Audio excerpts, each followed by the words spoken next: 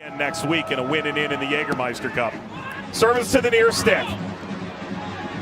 Swept out by Farrell. Comes out toward halfway.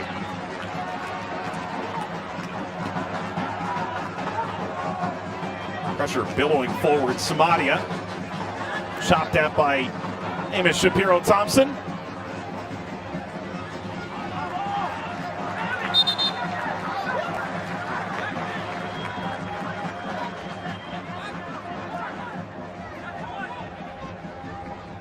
Connell Smith leading this Rhode Island side, 43-year-old from Bermuda. Named in March of 2023. That gave him a year run-in to build a roster which would eventually, Devin, finish as well as any team in the league. And outside of the championship final defeat at Colorado Springs, maybe the best team in the championship in the second half. Eastern Conference winners. The way they were able to do it was they, number one, had belief within each other. Number two, there was more of a sustained success because of an identity that was so physical in nature. They were able to put the ball on the deck, made their opponents feel uncomfortable.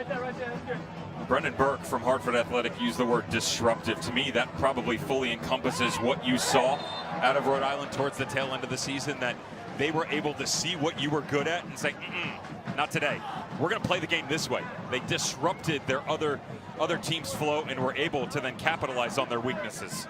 All the while, Brendan Burke is certainly trying to disrupt what's gone on in Hartford over recent years. They've only been to the playoffs, Devin, once in their history. Brendan's team believes they're ready to buck that. I certainly believe they have the talent to do so. You have to understand that you look at results and think, oh, bottom of the Eastern Conference, they haven't had a lot of wins, they're conceding goals. That's a narrative that we can all digest and then see exactly how we want to attack it. But there's plenty of talent here. There's also been plenty of injuries and plenty of soul searching of exactly how they're going to find success. But again, that rhythm has fully been established over about the last 10 games or so. Ibarra slipping ahead, aiming for Noah Fuson. And a corner for Rhode Island. They have not scored off a corner kick this year. The corners at home games are sponsored by Chick-fil-A. We were talking to Connell Smith. He said, I'll happily pay for you guys to get a sandwich if we score off a corner. They feel they're due. Let's see how much power he has if he can do it on a Sunday. Ibarra captains the side this afternoon for Rhode Island. Will take the set piece. Deflects high, Fuson tried to bring it down, and here's Hartford at their most terrifying best. Transition. It wins a yellow card. Mark Ibarra goes into the book. I don't blame him, Mark Ibarra. I do think that there was a chance here for defensive support to come and help him on the left side of the screen. What you don't see is a defender that would have been able to give him a little 2v1. The problem was that the space argument for Samadia and how quickly he would have been able to step in behind. Almost always going to be a professional foul in that situation. 7 minutes in, this is what you're going to get from Hartford. They are going to come out early. They want to apply pressure, play the game as quick as possible in transition. This is also where, to me, I use the word pliability over the lineup for Rhode Island FC. Communication from the sideline to his troops, that Connell Smith saying, guys, listen, we need to absorb a little bit here. I'd like to bring the game a little bit deeper, make Hartford break you down in smaller windows. They struggle in those moments. Anderson launches it forward and snagged by Lee. I know you're a big fan of Jackson Lee out of West Virginia. It'd be hard-pressed for you to look around the league and find a more game-ready, quote-unquote, backup to step right into the mix. And that's what they've also had to deal with, Rhode Island FC. Koke Vegas still working his way back from injury. This hasn't been serviceable from Jackson Lee. He's been incredible in goal. Oh, the speed from Mamadou Zhang. Pumps the brakes, offers the service too high for Jonathan Jimenez. And out.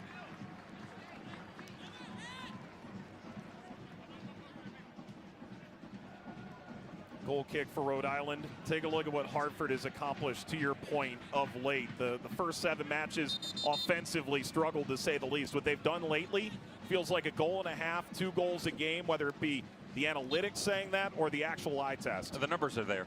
And in terms of goals, it's also kind of that darned if you do, darned if you don't, right? You open it up, you chase the game, you're able to provide goals. Unfortunately, they're Transitional defending has struggled a little bit. That means space in the middle of the field has been much too prevalent for their opponents to step into. Brendan Burke electing to go with 3 in the midfield today. He'll give them a lot of freedom to chase side to side, but you have to be able to control, and that's a big word that's going to be utilized from the technical area to say, guys, listen, at times we're going to have to slow the game down. We have to be able to maintain control here and make Rhode Island chase us. Cano Smith in the locker room pregame, you heard him say 3 sixes for Hartford, 3 holding midfielders, another way to put it. When you saw the lineup, or you heard it from Brendan Burke yesterday, did that trio in midfield surprise you? I'm not surprised based upon the opponent. I am surprised based upon recent history. I mentioned the change 6-7 games in of where you could look at it at a 3-back. I look at it that way, not a 5, because they play high. But they almost always go with 2 sixes and allow this front line of 3 to rotate in to provide support. This is a little bit more defensive in nature. It allows the back line to have coverage, especially when you get a target man like Albert Decoy. You do not want to let him run. Keep him facing his opposite goal. Crunching tackle from Jordan Scarlett into Noah Fuson. Scarlett, part of some amazing Rowdies teams over the last few years in Tampa Bay. Amadou Zhang, Hope Gunn forces him out. Well, this will wake you up. This is the other problem you run into if you're Noah Fuson or Maxi Rodriguez operating just underneath Albert Decoy. Now that seed of doubt is there. Jordan Scarlett, Joe Farrell, Adrian Dispe, they're rough and tumble type guys. You know, they're physical, but they've got speed. And the great thing about them, Mike, is one-on-one defensive tracking. Now, they're going to need coverage the way that Rhode Island comes forward, but they are not afraid to step into uncomfortable situations to go and win some of these one-on-one battles. Holstead forced back by Samadia, who sheds the challenge and launches forward for Mamadou Zhang. What a play by Karifa Yao to catch that and bring it down. And Anderson, as you mentioned, those wingbacks get high. Anderson commits the foul.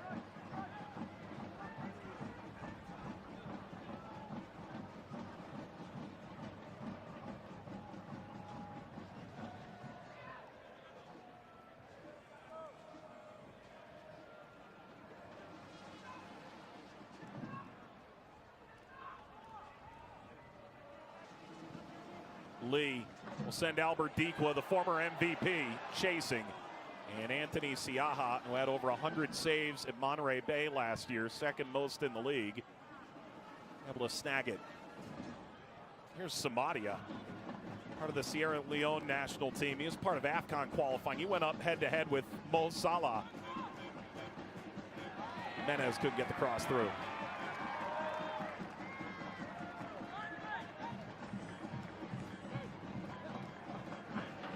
Holstead.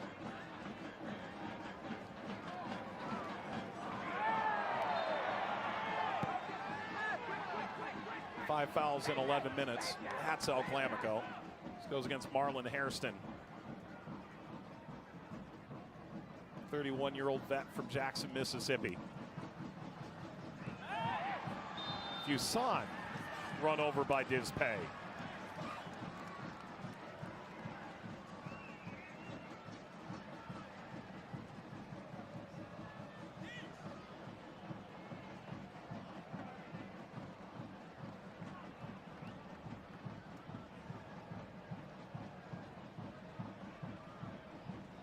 Another sellout. Stadium opened on May the 3rd.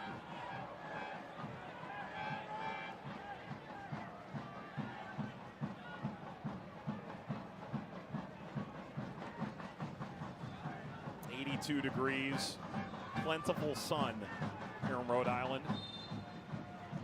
Whether the fans are perspiring or not, always in full-throated attendance. Ball forward, snagged by Siaha.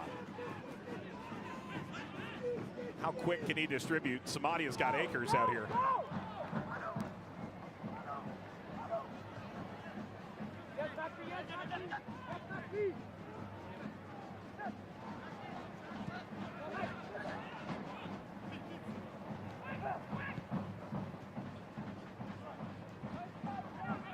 Farrell.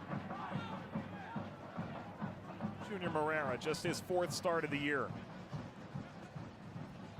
Dispe finding Anderson, A lot of praise from the opposing head coach. Yao, as far as Hairston.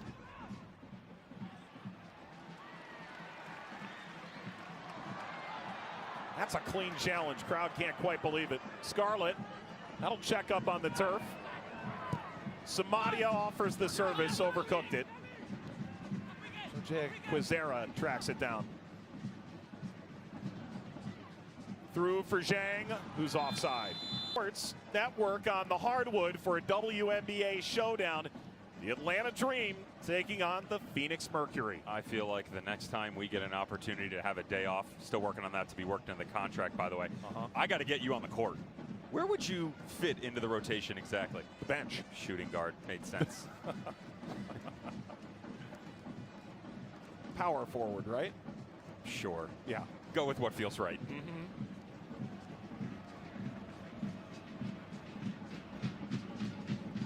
One of my favorite quotes about J.J. Williams, who's available off the bench. Incredible attacking talent for Rhode Island that we can anticipate seeing in the second half. Put yourself in position to take the shot at the end of the game. He says, I have the same mentality with basketball as I do with soccer. More often than not, he's about right. He is there at the end of the game when it matters most. Good chance we'll see that later on. Here's Holstead.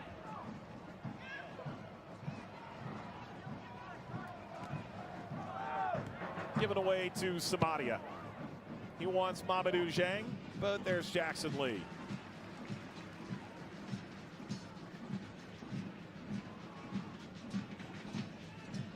Lee initially went to George Mason, native of Perth in Australia. Said not often you get a freshman starter in college soccer, but the right platform to start his college career ultimately got him to West Virginia. And then signed on here at Rhode Island. Good competitive goalkeeping room alongside Coque Vegas, who was the first signing for Rhode Island FC. Samadia really hampered by Clay Holstead.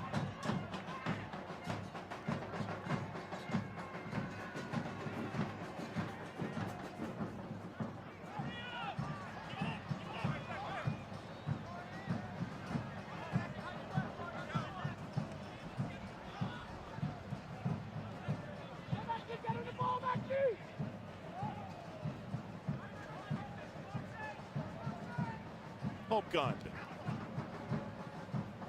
from Quizera, rolled ahead by Ibarra. They have not had a ball hit the river yet here, should be noted. Sounds like a challenge.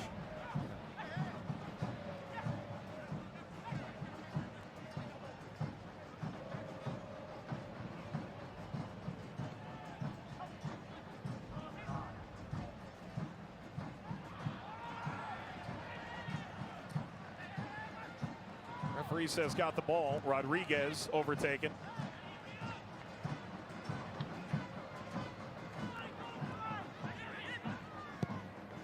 Samadia. It's a familiar ball. They've played that 3-4 times. It's really the first time they've been able to win it, to be fair.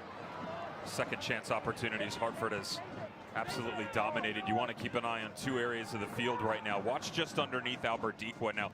They're starting with a single 10. They want Maxi Rodriguez to be the creator, but the space is actually on either side of what ends up being a one-on-one with Hairston. They're coming into your picture on the right side of the screen. If no Fuson drops in there, the space is in, but he's got to recognize he's got to go quick. The back line will track, and that's when the long ball can go in behind. And then the near touch line, Samadia and Holstead, that's a one-on-one that Hartford has to take advantage of more frequently. Speed is what you want to step into. He's been able to get in behind a few times already.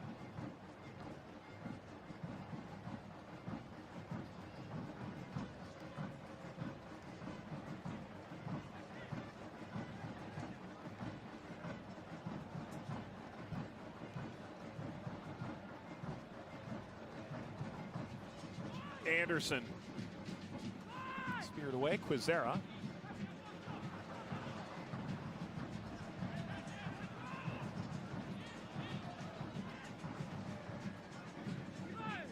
Chipped ahead, Lee's got that.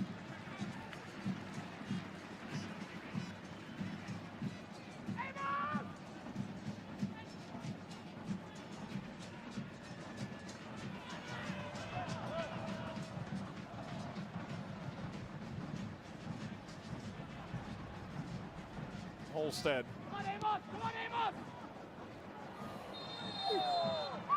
Samadia again, and that's going to change the nature of this battle on the near touchline. Samadia goes into the book, a yellow card. Brendan Burke argument in the technical area. Coach of Hartford Athletic is that Samadia was able to slide over and get the ball here. He did have a good angle on it, but the contact point is what you want to keep an eye on. He's right. He does get the ball. It's not a foul. It's a mistake. Also understand that that specific angle for the head referee, now the linesman is a different conversation. That's really difficult because the way that he's coming back over, your vision is obstructed based upon the movement by the defender. You feel free to go down there and tell Brendan Burke that.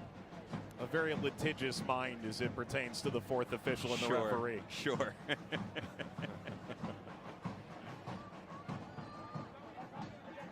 Brendan Burke helping to architect the Colorado Springs turnaround. Was in Houston as an assistant coach, has gained the reputation as a builder in this league.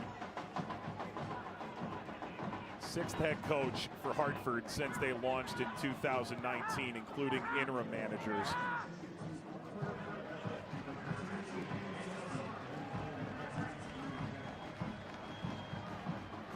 Ball levied off. Maxi Rodriguez through. Dequa couldn't get it from between his feet.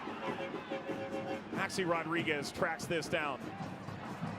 He was the heart and soul of some really strong Detroit teams over the last couple of years. Good win of the ball by Makagila. Once more, and Moreira didn't come to it.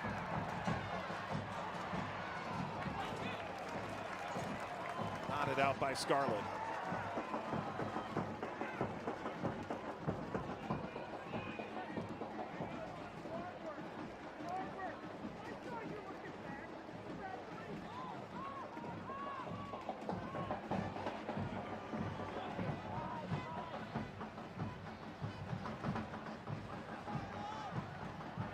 There's Quizera.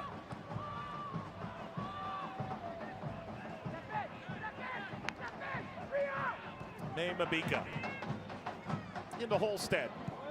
Perhaps the service over Dequa. Anderson, beware. Quizera sneaking in. So Jaya Quizera sending service. Put away by Dispay. Let's go back to the last build from Rhode Island FC. That space I was talking about on either side of the sixes. Watch the way across the middle of your screen. There you go. Noah Fuson, great job. Comes on the diagonal, but as he comes up, Mike, the space opens up atop the 18. That's the relationship that Cano Smith, head coach of Rhode Island FC, is really looking to take the next step. He gets the dueling 10s. They play off of each other. Most importantly, when that ball presents itself, you're forward facing. You have the ability to attack 20 yards and in. Back is not to goal. Poor touch or not, much better build from the home squad. In that injury stoppage time, actually, Devin, Dave McKay brought Mark Ibarra over to the sideline, and he said, relay the message to our 2-9, specifically Noah Fuson, Albert Dequa, that they are far too far apart from a relationship perspective. They were not allowing them to combine, offer those spaces in behind, as you mentioned. That's why we've got our all-SEC playmaker on the sideline, Arian Crowder.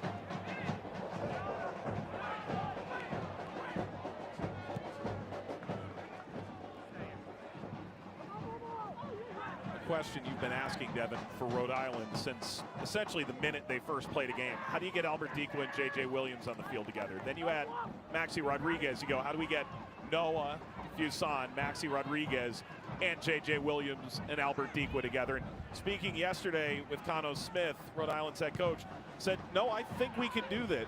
It's going to be aggressive. But he said, I don't fear that aggression. This roster that you're looking at now, compared to the one that won the Eastern Conference title and fell just short in the USL Championship title game, this roster's better. It is just taking longer to get them up to speed. Quizera, that's going to float all the way over and gets hammered into the stands. There's a variety of reasons why. It's been injuries, international duty. From a tactical perspective, their opponents have come on top of them a little bit more. But within all of that, there are still principles that exist. They have good service from the wide areas. You have a guy in Albert Dikwa who is willing to go and challenge inside the top of the six. We just saw playmakers in Noah Fuson and Maxi Rodriguez. I still go back to the fact, Mike, that at the halfway point of this season, they are well within reach of that playoff line, and even more if they start to catch real tempo. A win would see Rhode Island into 7th today. Hartford is just 6 points out. Look overhead. And Pawtucket, Rhode Island. Ball in from Rodriguez, gets the return from Dikwa. Maxi Rodriguez went down. Holstead unloads. Ricochets. Injured player down for Hartford. Maxi Rodriguez is gesturing down at his foot. Felt Scarlett, who's down, got a lot of them. I'm with them. I felt contact here, 100%. So got the one run wrong on the near sideline here, and that is all contact on the player. It's a mistake. Should have seen that one, the referee. Most importantly, defensively for Hartford Athletic, this isn't about organization. This is about getting out of their way with self-inflicted mistakes. The reason that happens is their right center back, Adrian Dispe, steps up to the outside. That opens up space, and you force Seb Anderson, that right wing back, to track up in. Now all of a sudden the back line is adjusting, and Maxi Rodriguez can go to work. In the lead up to this game, the game is big, right? It's a rivalry match, 80 miles apart, a lot of excitement. Certainly a lot of importance in the table, but the event feels a lot bigger than that, doesn't it? Of course it is. This isn't about just, hey, check out the tactics, the X's and O's. My personal favorite. Yeah. And the opportunity to move up the standings. It's about the continued evolution of this league, the next step. You and I talked ahead of time, Mike, that you start with the community. Boom. Knock that off. Then you go down the checklist. Can we be successful? Okay, you're 2 for 2. Well, what does it look like in terms of sustaining that? You need a home. You need something that you can lean on and go, look at what we have been able to cultivate. It's been very organic for this community. Connell Smith talks about how every single person, whether it's within the team or organization outside, a vendor here and there, but most importantly, the fans, how it has felt so natural from the beginning.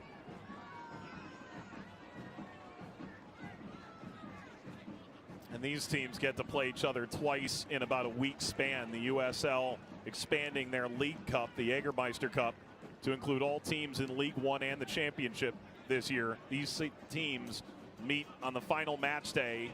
Winner wins the group that they're in to get into the knockout stage. It's going to be a long throw from Holstead. Scarlett still being held out, so Hartford down a key defender in that moment, although he's now returned.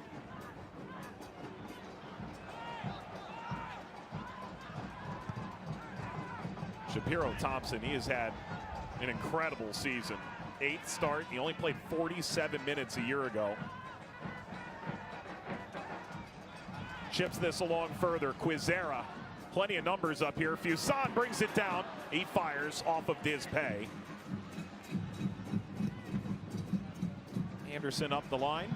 There's Shapiro Thompson again. Maxi Rodriguez. Quizera stayed on side. Offers the service over Dikwa. And could the run out be unleashed here from Hartford? Samadia overtaken by Holstead. And Dikwa throwing an arm behind and catching Samadia.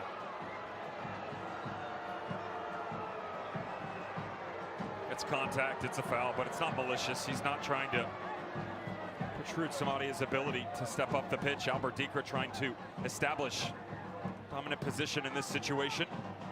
Hartford recognized that on the set piece, Ameba Bika had actually stayed up high. Really good defensive coverage there by Clay Holstead to slide over into his place. Lock down the width over here.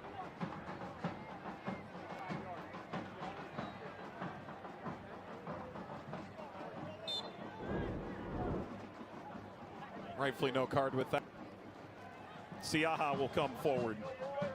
We had a chance to talk with Anthony Siaha yesterday, the goalkeeper for Hartford Athletic. He said I got to know Landon Donovan a little bit before he went to San Diego Loyal because he was playing alongside him at the San Diego Sockers. Said, I'm not from the United States, so I didn't really realize who Landon Donovan was. Says Paul Wright, the indoor soccer legend who had a 25-year career, over a decade of that in Southern California, really introduced him to just what a remarkable player Landon Donovan is. This ball drops down. Lee finally corrals it.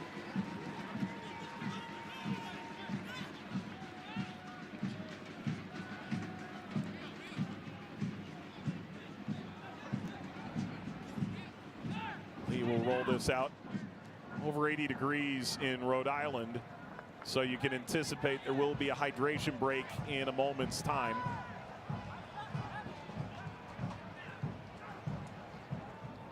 Lee orchestrating. Dispay, one position on Dequa.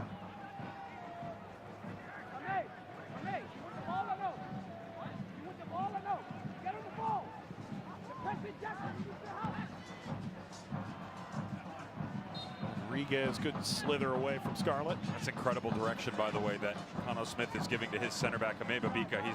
He's asking him basically, do you want to get involved in the game? They're trying to control the shape right now, and they're having a little bit of trouble because of the pressure from that front line of Hartford. Decision-making lacking in speed. They're having to go a little bit more direct. They want to get it to the center backs on the outside. That makes Hartford Athletic shift, and most importantly, your midfielders come with it, Mike. Then you establish balance. You have the ability to go crossing patterns on the opposite side of the field. In the absence of Ameba Bika, it's a little bit predictable, and it forces the hand of Rhode Island FC. Hartford happy to pick up some of these possessions.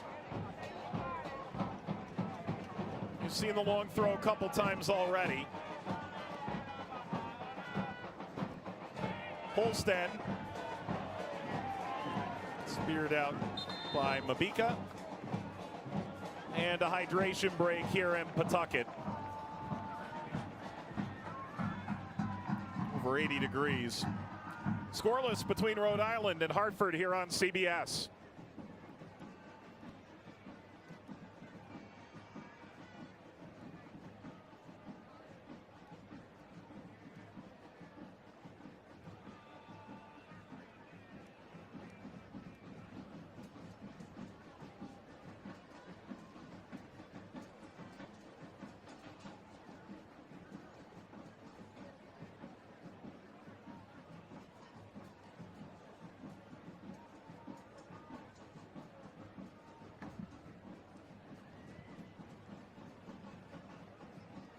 Cold towels and some hydration here in Pawtucket. Rhode Island and Hartford scoreless. This is the third ever meeting of El Clamico. It draws the supporters from both sides to Pawtucket here today. How about we go down to Marion, who's been welcomed into the supporters' end.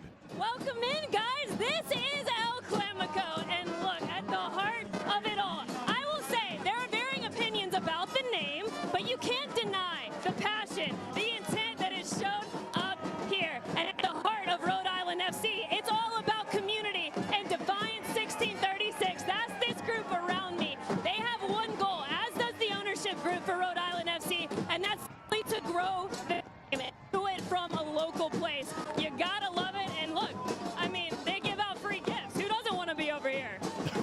By the way, there's only do this. I do think the gift choice is interesting. Of course, they gave her a scarf when it's going to be pushing 100 degrees down on the field. I thought maybe some sunscreen would have been nice.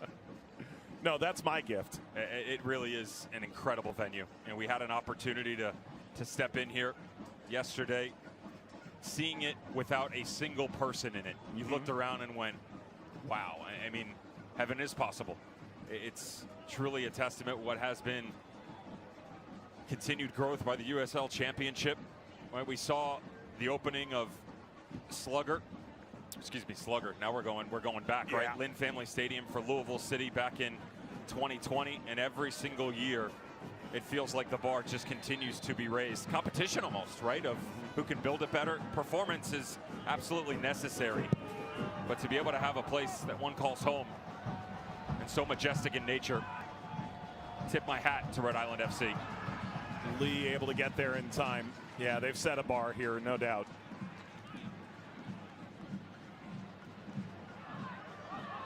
Something the state of Rhode Island, city of Pawtucket, nearby Providence should take a lot of pride in. Season ticket holders from all 39 counties and towns before they ever kick the ball. Shapiro Thompson.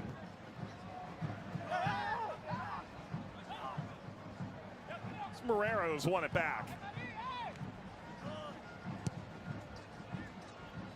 Zhang running up front by his lonesome. Yao denies. Hope Gunn gave it back. Zhang leading. Anderson serving back. Zhang in there again. Aiming and frame not once now. Zhang chipping wide of the post. JJ Jonathan Jimenez was waiting in the middle of the penalty area. Zhang rejoined. It's out for a corner for Hartford. Slow decision making forced this ball on the opposite side of the field, and then it's about individual battles, which Hartford comes out on the positive end of. Look at the perseverance. Just the commitment of numbers, whether there's 3 players on you or an isolated incident, the opportunity to be disruptive in nature to find a goal chance inside the top of the 18. It had been better physically from Rhode Island FC, but you've got to release the ball sooner. Corner for Hartford. That's Farrell bashing into Lee. And Lee is hot about it, saying that's the second time Farrell's done that.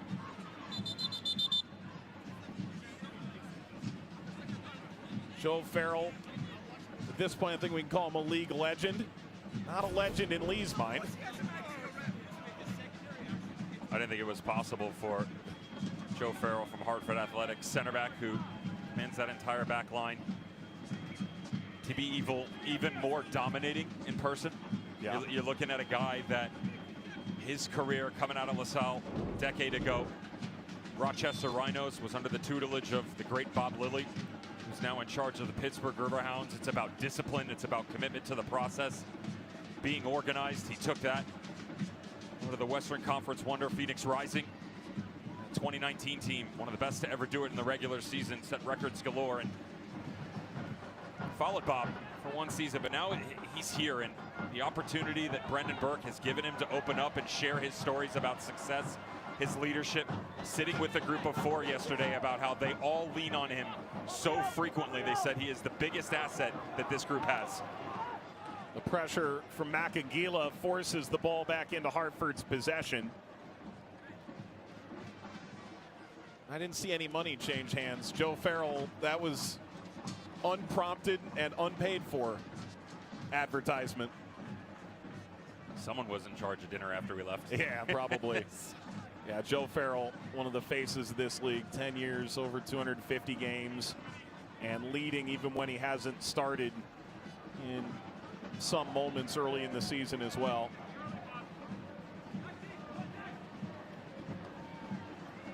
Ball lobbed in by Anderson.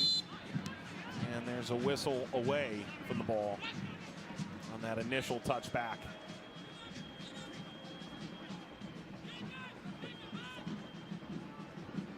Let's go down to Marion Crowder with Cano Smith, the head coach for Rhode Island. Connor, you knew that they were going to put out a defensive lineup today. How did you want to counteract that in the first half? I think we just need to keep switching its point of attack more. I think we're getting in and we're having some joy once we're doing that, but we need to do it more. We never need to get tired of doing that. Thank you, Connor. Good luck. Devon's nodding, going, yeah, yep. Well, that's the conversation we talked about, right? We referenced Tame Mabika on the back line, Karifa Yao and Rio Hopegun. They control everything. So possessionally, if you want to be dominant and you want to move your opponent, you have to be clean, especially with how quick and how high Hartford Athletic are willing to commit to the process. There needs to be more movement out of the midfield. You need to be able to allow Noah Fuson and Maxi Rodriguez to drop centrally, but most importantly, the decisions have to be faster. What a ball to open this up to Fuson. Angles into the width. Quizera has the wide support of Maxi Rodriguez.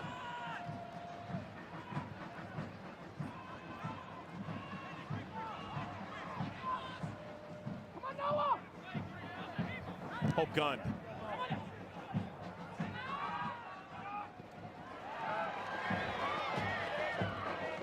Dequa indicating there's no free lunches, chipped it away.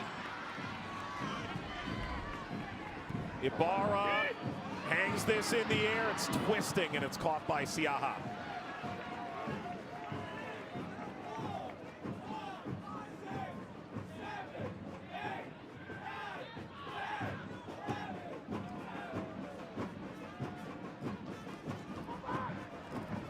35% possession increased by the apparent 11-second hold by Siaha before he gave that away. Here's Jimenez. Excellent ball forward, hung up on the turf. Still at Shang, putting on work. And lost it to the end line. There's frustration behind him. Harrison, watch how quickly Dispe releases this ball. It's a bit risky, but Jimenez recognizes, look at the pocket that he's able to step off that front line, and that's about Marky Barra. Communication behind him. The back line has to control their single six. They have to ask him to rotate back over. Jimenez is going to be given that freedom, Mike, to go in. He's got speed, but if you allow him to turn, that's where Deng is going to be able to attack on the back. It's got to be cleaner. We've seen it now both from Albert Dikwa and Mamadou Deng up top. They have to be more clinical in their touches, but the good news is for these coaches is the chances are coming. Holstead, header backward, Shapiro Thompson.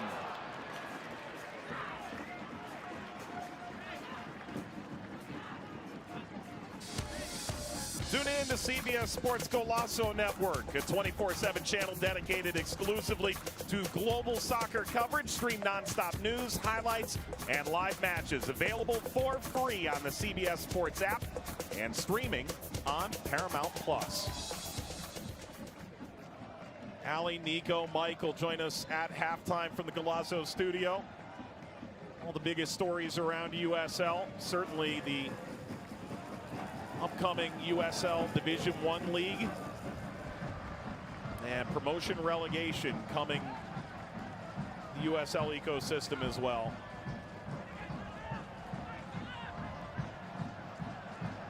Jimenez motoring through the pocket, spots the run wide, and pulling back. Hairston, Samadia. We'll give it go, Holstead. Good tackle. It's great responses that we've seen in this first half by that young man, Clay Holstead. Connor Smith has the luxury of being able to utilize many of his midfielders in such a wide variety of ways. Wing back today, coverage centrally, but good understanding of space and time that has eliminated a couple of threats on this left-hand flank for Hartford Athletic.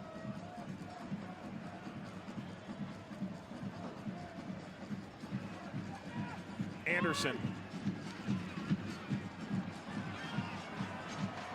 How fast can Noah Fuson get forward and maybe chip the keeper, Siaha? It's off the mark from Noah Fuson. I don't mind the idea here. The problem for Noah Fuson, and he's right in front of his coach, and watch the left side of your screen. Jose Quezera, Albert Dikwa streaking with space. Could have easily been a 2v1. Now understanding it's on a diagonal, but you force a single defender to come back over. Maybe too many late night video game sessions, Mike?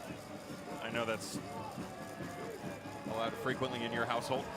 Yeah, all the time. Let's go down to Marion, who's been listening in to the Hartford bench. Checked in with goalkeeper coach Dan Gisper, and he said that the game plan for them right now is working really well in terms of the quick transition. What they have to avoid is dropping their defensive line deeper. Throw for Holstead. I would add on to that well, the defensive line is certainly an important conversation. There needs to be more of a commitment and support when you start to move into these moments coming forward. That's a handball. The referee had a long look at that. Jimenez overtaken by Holstead illicitly. And the reason I say that, Mike, is they've switched Ame Mabika and Rio Hopegun the past couple of times. So as he comes back over, Deng starts to come up. And it really is only one player that they have an outlet into. You're not going to win the 3v1, not regularly, if you're making him play back to goal. That's about more utilization of the width, but also the ability coming up out of the midfield. Makangila and Morera, they've tilted the field a little bit to that right-hand side, but giving Jimenez more freedom to come underneath. As they've done that over the last 10 minutes, they've gotten on the ball. We spoke to Jimenez yesterday. He said, I've always been a winger my whole life. This playing centrally, playing in attacking midfield, that's been new to me. It's looked good. He's done well, but there is a response here, and just briefly addressed it. Rio Hopegun, as he comes to this near side, defensively, you've now got a marking back that's comfortable coming off the back line, might come in high. That'll help release Clay Holstead up into the middle, provide some more coverage defensively. More importantly, they should have better distribution from that man right there. He's been cleaner in his decisions in the first half. It's about balance, though. It can't be one-sided, so if Mbika goes to the left, you have to be willing to play through him.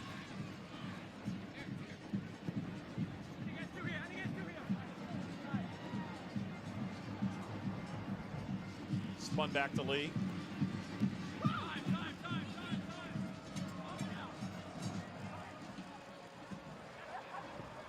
Hairston. Morera. Blocked by Mbika. They flipped Hope Gund over to this near side. Saw him at the beginning of the game off on the left. Zara paid a price for that.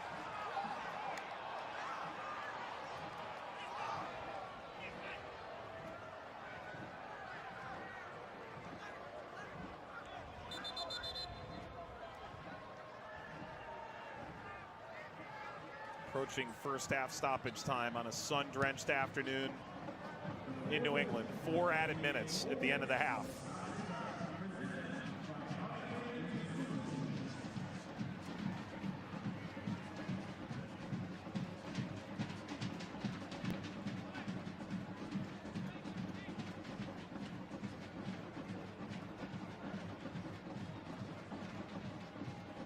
Zara played his senior year at Utah Valley under Kyle Beckerman. Featuring now for the Rwandan national team. Part of AFCON qualifying for the nation. Fled the Congo at 9 years old. Ultimately, with his sister, ended up in Utah. Zara, 26 years old. Critical piece. As a wing back to this Rhode Island team's success at the end of last year. Zara drives it away into Maxi Rodriguez, who neared a double-double last season in Detroit. A foul from Dizpay.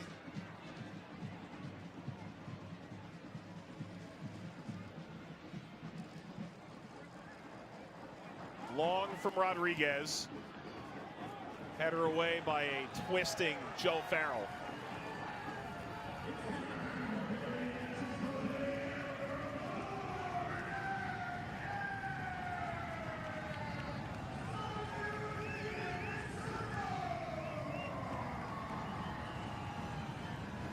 Corner for Rhode Island.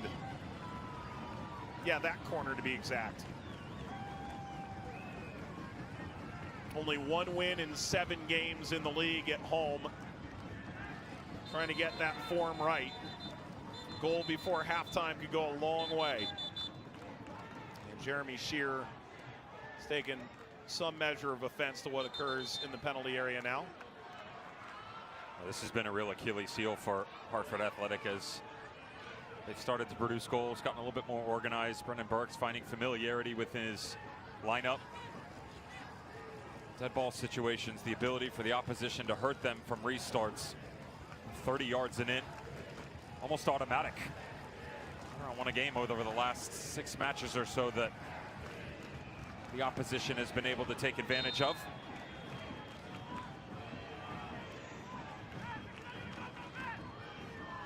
The hand fighting continues. Ibarra has placed the ball.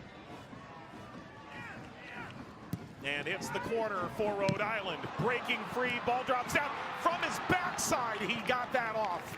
Ultimately lifted up above the bar. Mbika, that is wild. That's 2 center backs doing battle. It's great that he's able to get a move out of this, but you got to tip your cap here. This was one of the bigger changes for Brendan Burke, and Adrian Dizpay coming off the back line to get in that tackle atop the 6.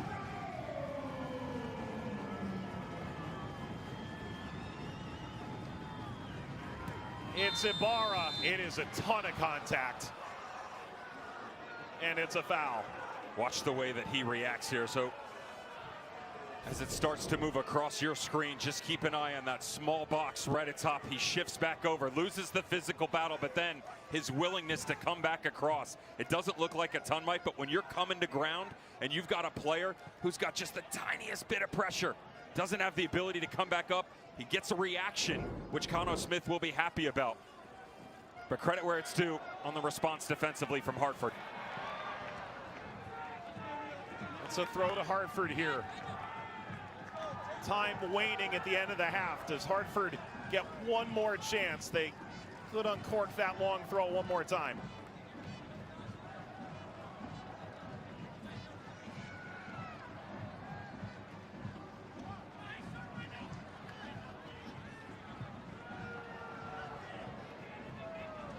Anderson can pepper the 6-yard box from here.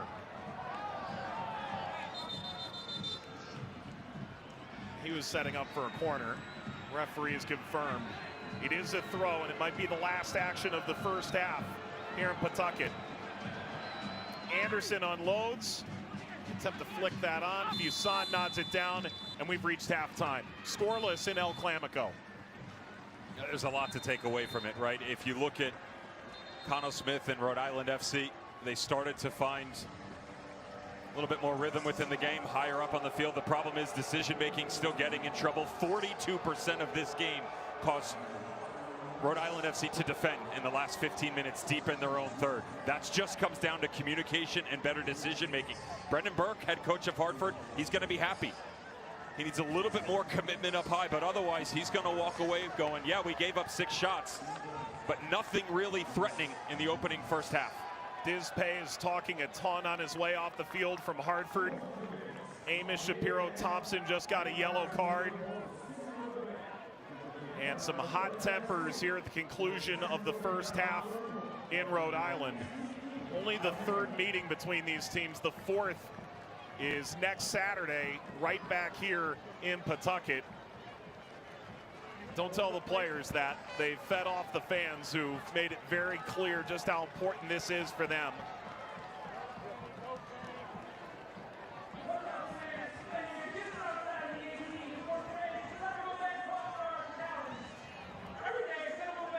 It is halftime here in Rhode Island.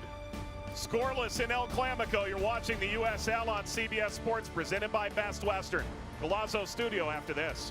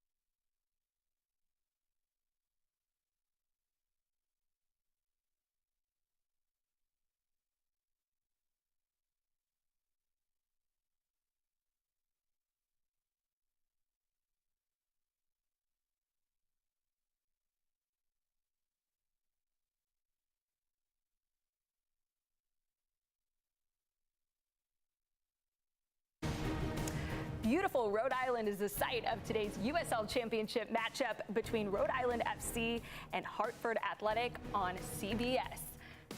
Welcome into our studios, everybody, alongside Mike LaHoo, Nico Cantor. I'm Allie Trost-Martin. It is such an exciting time in the sport of soccer, and especially in the USL, because in a couple years' time, promotion relegation is coming in 2028. And this, I mean, the implications are going to be so far-reaching. There's so many areas, not just of the USL that will be affected, but of just the U.S. soccer landscape as a whole. Mike, when you think about what this will do, what do you think is going to be the most impactful just result of a first-time thing happening here in the sport of soccer in the United States? Well, I look at the players and I come from the player standpoint. I had the opportunity to play with a sixth when the person we would count on 2 years later to be the face of San Antonio FC. And so now you have an environment where you have young players who can be developed and who can learn to compete. We see the benefits of all these players here. Joshua Winder, his brother Elijah Winder, is still in the USL Championship, mind you, and he'll be the next in line. But to learn how to compete, to learn how to survive in the professional landscape, those are things that are so important that we see young players in Europe having.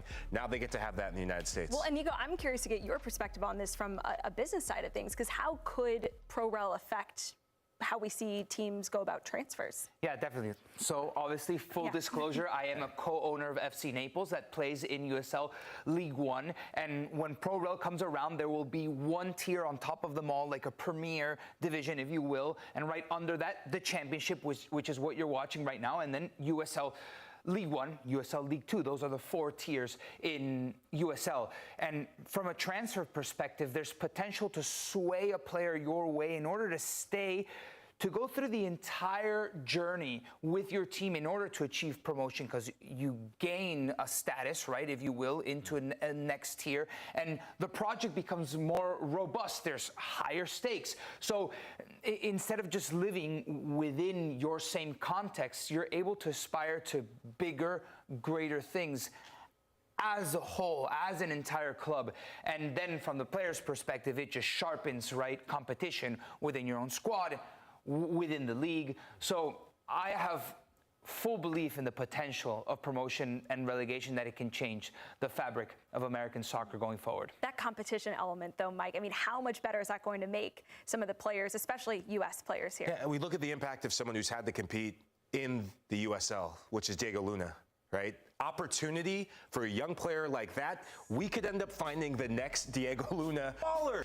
Just recruitment that's part of the U.S. soccer landscape right now. And with the expanding field within USL, more markets, more crown jewels to be unearthed. Yep, soccer is on the rise here in the U.S. Well, we've got so much more to come here. We are in halftime right now of the USL Championship, and Rhode Island FC taking on Hartford Athletic. Stay with us. We'll be right back.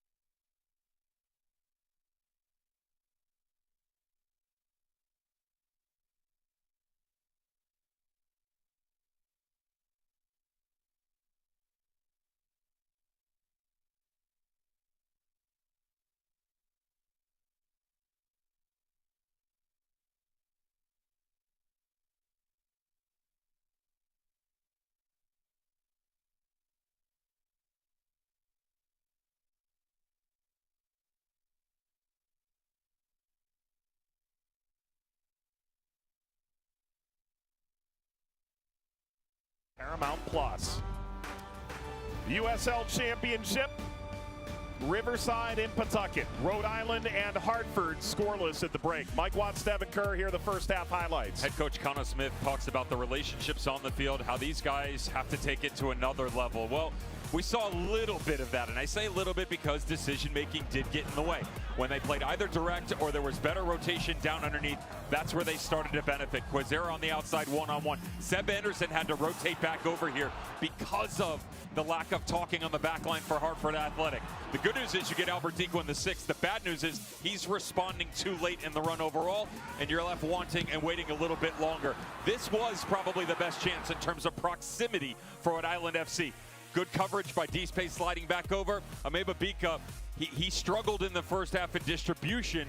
Gave his coach something to talk about, though, in terms of goal production up top heading into the dressing room. A look inside the dressing room of Rhode Island, the Eastern Conference's reigning champion. Brendan Burke, calm, measured with Hartford. Second half coming up on CBS.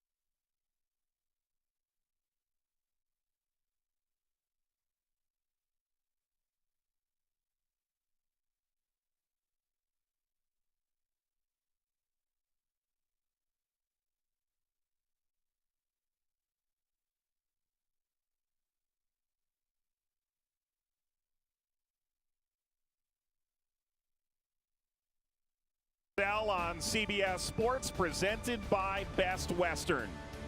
Two sides trying to make their mark in the Eastern Conference playoff race, Hartford and Rhode Island. Mike Watts, Devin Kerr, Marion Crowder, our entire tremendous CBS crew here in Pawtucket. You know, Dev, if you're these fans, you're certainly waiting for that one breakout moment. If you're the coaches, we saw a peek into the locker room. It seemed measured. It seemed like they were very tactically inclined. It's not a motivation problem. What do you think those conversations sounded like? You said it's not a motivation problem, not me. Okay. I definitely think there's a motivation problem. I believe that they have to want this right now. You have to want to be aggressive. You have to want to go and get a result, because what I saw from the two teams right there in the first half was that, yes, we're here and we're going to create opportunities, but it wasn't a plenty, and certainly it wasn't the best utilization of what they're capable of. Rhode Island want to be on the ball. You need more movement centrally. If you're Hartford and you want to play direct up over the top, you will not find success with just Dang. You have to give him support going forward.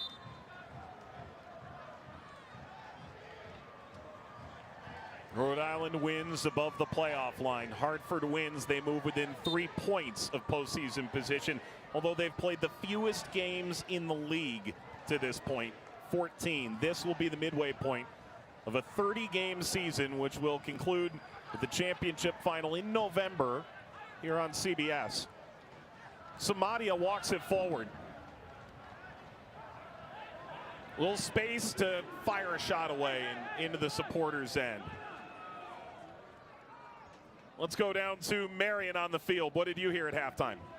Brendan Burke said exactly what Devin just mentioned. Everything was exactly to their game plan, but the more in those transition moments was about getting more numbers behind the ball, having more numbers to attack with. They feel like if they can create more numbers in the 18-yard box, they will eventually break through. And then on the flip side for Rhode Island, they felt that everything was too short. And I know, guys, that says a lot coming from me, but they want to challenge them a bit more in behind the second half.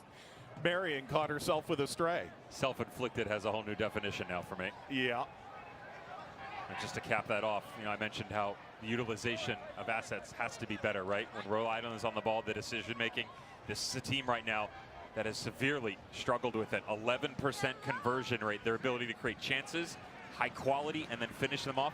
11%, bottom of the USL Championship. What's the number it usually takes? You have to be above a certain number? 18. Historically, the champion comes 18 or above in order to put a star above the crest. Last year's champion Colorado Springs over Rhode Island, 3-0 at altitude in November. Rhode Island trying to get back to that peak. Take the corner here.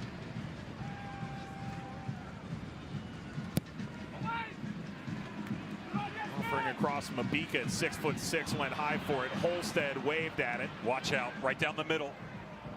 Launched in over the top, and a little room to run. It draws the player wide.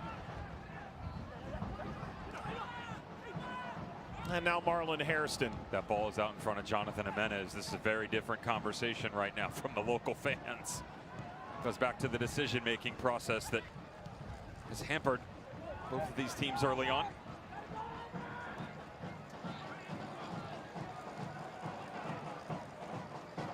Bounced free to Anderson.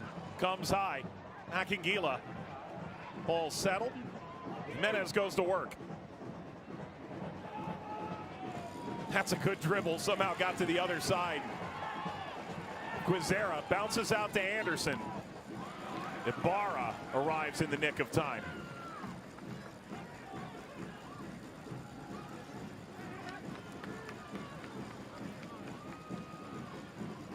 Jackson Lee watched the final last year from the bleachers in Colorado Springs. The only injury that caused him to miss training all year was an ankle injury suffered the day before the final. He would have been the backup in that game. He's getting his most extensive run of starts right now.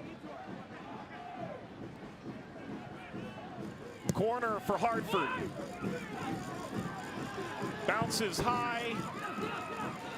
We'll get that back toward frame. Holstead nodding further away. Retained by Hartford Athletic. Samadia. Quizera got there first. Samadia must be careful. He is on a yellow card.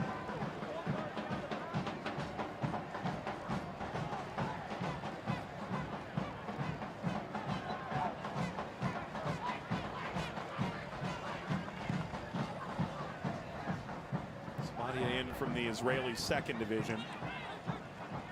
His second year in Hartford. Scarlett. See, Rodriguez couldn't pull it free from Jimenez.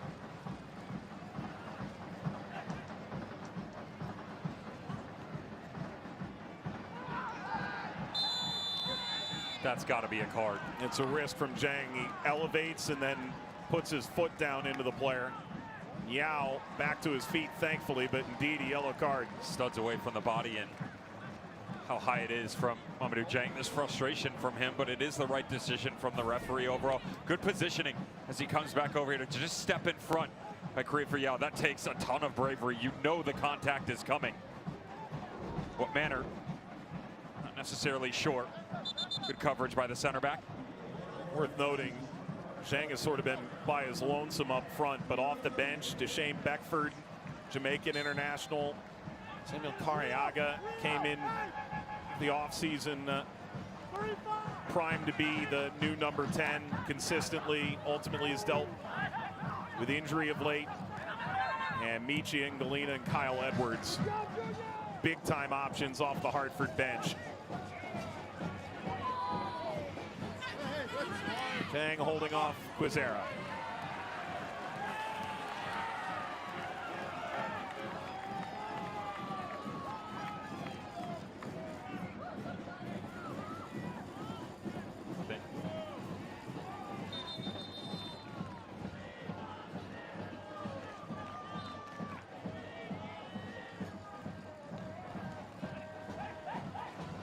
Zhang, Anderson, Lee.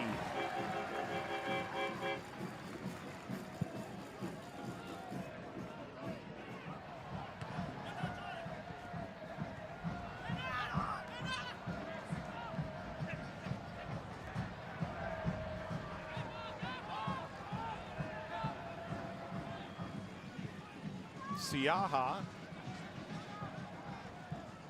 How's your touch?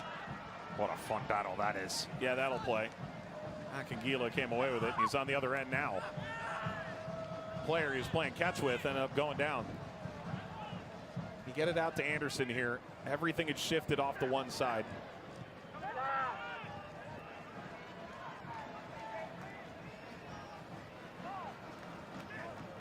Hartford last year went through similar early season struggles. Brendan Burke said, who can be big when the record is small?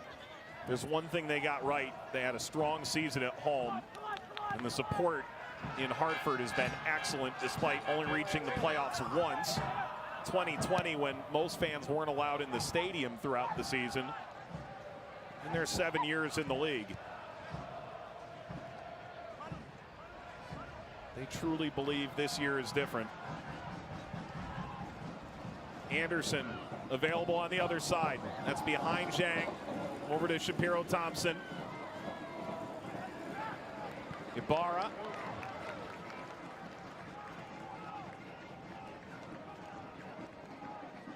These Hartford fans, Devin, they've been through it, right? They've done a fantastic job renovating the venue in Hartford. They've certainly tried a number of different ways to try and get the job done. And in Brendan Burke, they've got a guy who's architected some young players along with some established veteran presences to try and make this the year that they turn it around.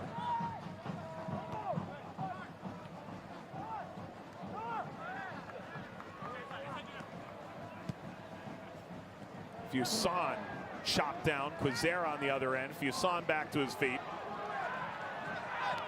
Bashing off of Hairston.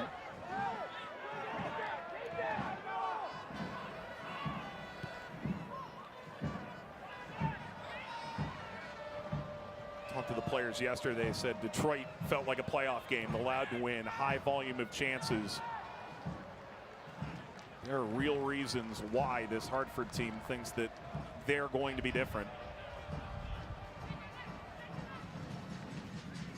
All lobbed in, crossed toward Dikwa, who has been largely silent tonight. Lobbed across again. Dikwa couldn't find any space. Chance to bring this down, maybe do a bit more with it. Shuffled over to Ibarra, nodded down to Quizera. Out to halfway.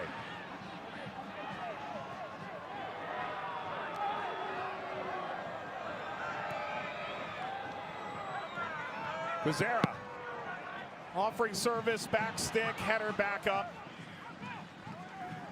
After much consternation, a goal kick.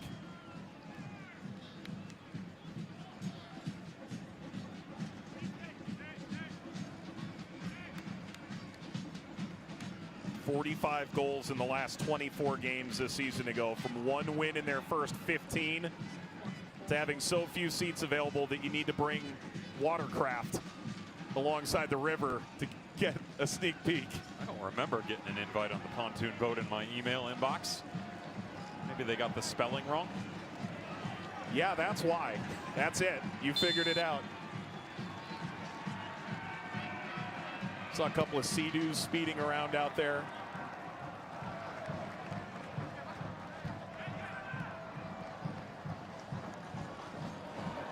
Zhang outwitted by Mabika. That's really good recovery and then immediate distribution by Mabika on the back line. Notice how much space they have to step into. It hasn't been clean enough on the ball, but that's exactly what you want if you're Cano Smith. Even if the first ball comes off, Mike, you get to reset your defensive line. You have the ability to then control this match centrally.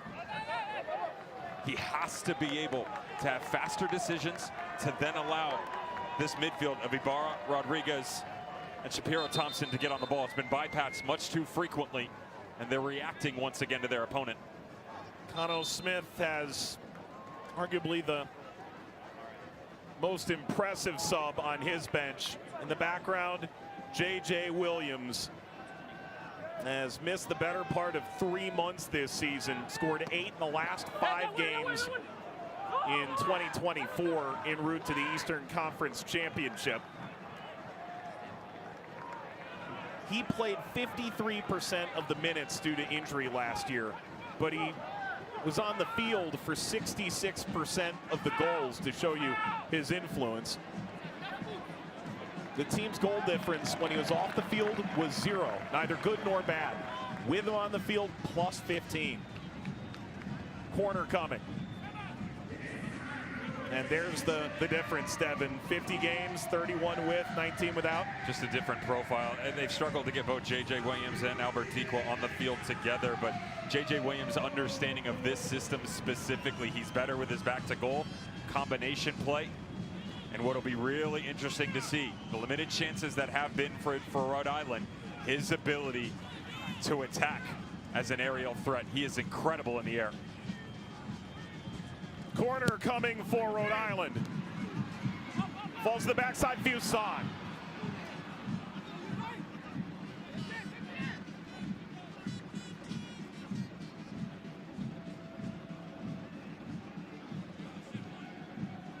Fuson last season, what a campaign. 9 goals, 10 assists. Has it. This guy has it too. J.J. Williams coming on. It's the end of the night for Maxi Rodriguez.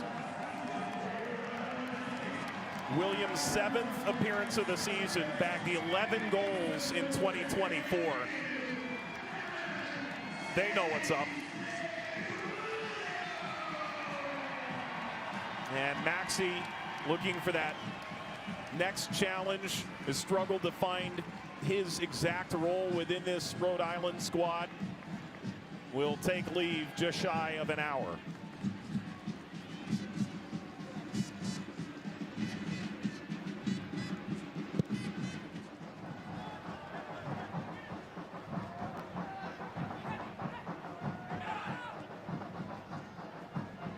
Dequa knocked it down. Devin, you've been asking about it essentially from the minute J.J. Williams and Albert Dequa were paired on this squad together. Ball over to Dequa from Williams. Dequa, best chance of the game for Dequa by far, and perhaps unsurprisingly teed up by J.J. Still hasn't been able to hit the target. This is a mistake on the back line. Watch as you rotate back over. You cannot allow that man right there, J.J. Williams, to be able to come up and win that ball. You don't need to be overly aggressive if you're Joe Farrell, Mike. Just a little bump on the backside, and instead, that's exactly what I was talking about. It's not in front of goal, but his ability, J.J. Williams, to change the game at a moment's notice to affect everybody else around him. former MVP alongside a player who can be the most valuable player on this year's team, Dequan Williams. Dev, how do you get the best out of both? Have you been able to figure it out just yet? Well, if I say yes, Connell Smith is going to ask me to come to the sideline, and I'm not interested in that. Listen, the idea of how they get together is a this is a team game for a reason. This is about movement underneath. What can Noah Fuson do in combination play? When they start to rotate out, can he then be the presence up high? Albert Dikwa, Noah Fuson, and JJ Williams. This is about communication down underneath and being aggressive right now. Now you concede a little bit defensively, but you are trying to make Hartford Athletic react here. And that's the one thing I said over the lineup. Stop conforming to your surroundings and instead be aggressive and make the opponent chase you. Devin, that's the exact instruction that was given to JJ before he stepped onto the pitch, right? It's an emphasis in their relationship, not only in terms of proximity, but also in terms of that movement, realizing there needs to be duality, but realizing they can't do that if they're too far apart. 1,382 minutes played together. That's basically 30 total games across 2 seasons. Just one joint goal contribution between JJ Williams and Albert Dikwa. Here comes Williams, dragged his run, he's onside. Williams angles, ball across, Quizera is there, Quizera. That's blocked, it's still on for Rhode Island. There's a player down inside the penalty area, they're gonna stop play. Rhode Island's not gonna like it, but it's right atop the 6. Grabbing above the shoulders. If it's a potential head injury, even if it's not, in that proximity to goal, this is protecting the player, as unfortunate as it is for Rhode Island in the attacking movement. The good news for them is Rhode Island have had sustained possession over the last 3-4 minutes with that man right there coming onto the pitch. They've compressed the field, got to get out of their own way, understanding that Jose Quizera wants this ball on his left foot. Desires have to take a back seat in this situation. As he lays this off, hit it right there with your right foot. The second that you set yourself up coming back across the body, you narrow your angle. More importantly, you allow Hartford Athletic to reset themselves defensively. You do everything right outside of the final 10%. But the good news is, finally headed in the right direction.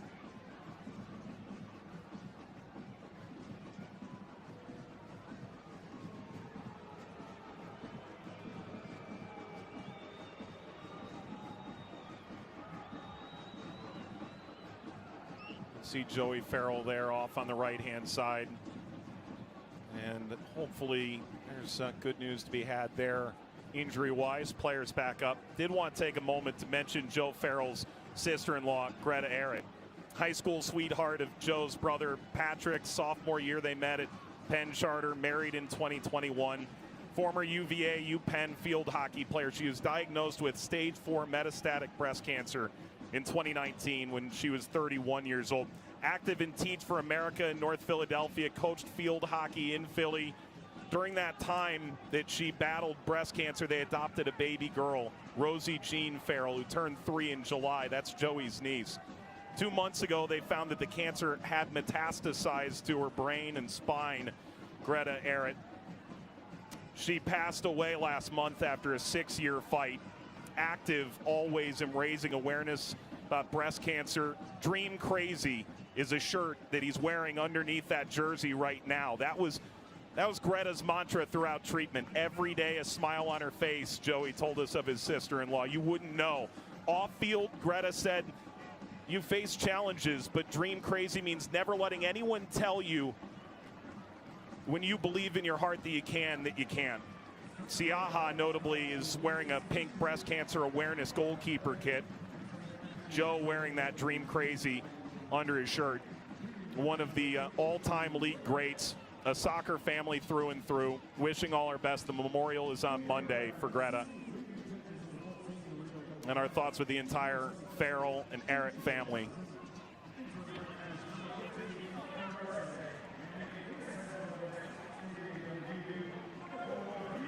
Change coming and a quick restart from Quizera, and there is Siaha.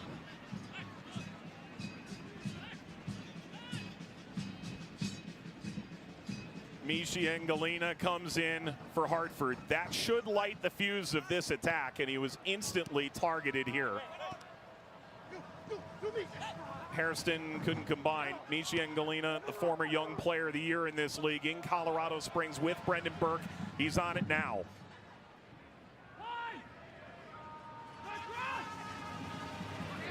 Driving into the penalty area, stabbed across and met by Rhode Island.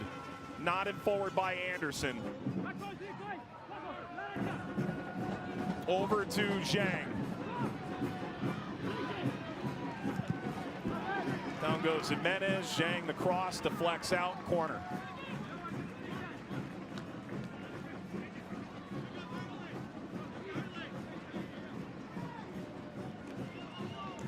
Then Galina should be fun to watch if fans are unfamiliar.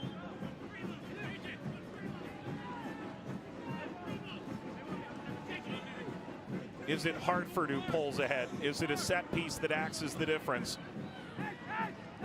In the third ever meeting between Hartford and Rhode Island.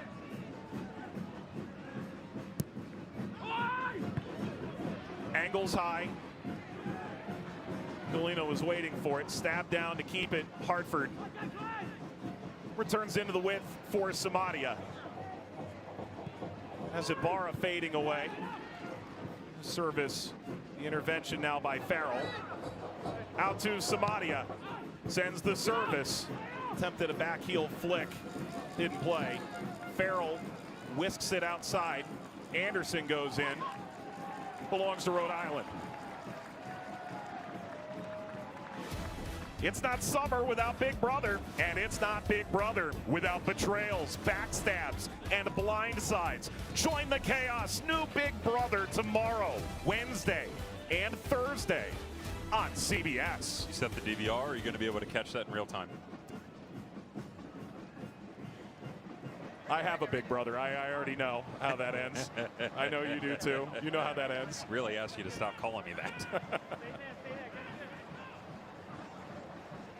This is an interesting move here from Kano Smith. I think a lot of people are going to look at recent acquisition of Hugo Bacharach and think, well, why is he bumping him up into the midfield?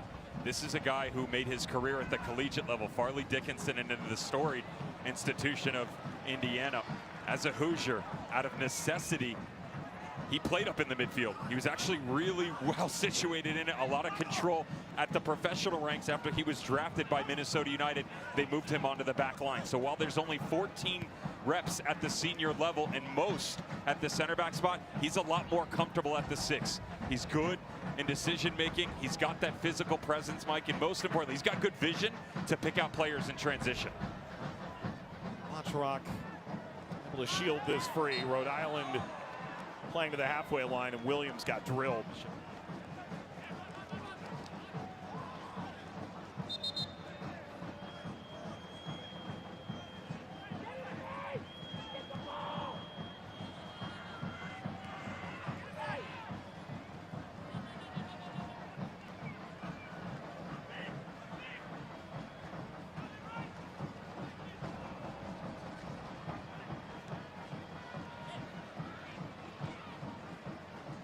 Upfield, Zhang, good first touch, but he's offside.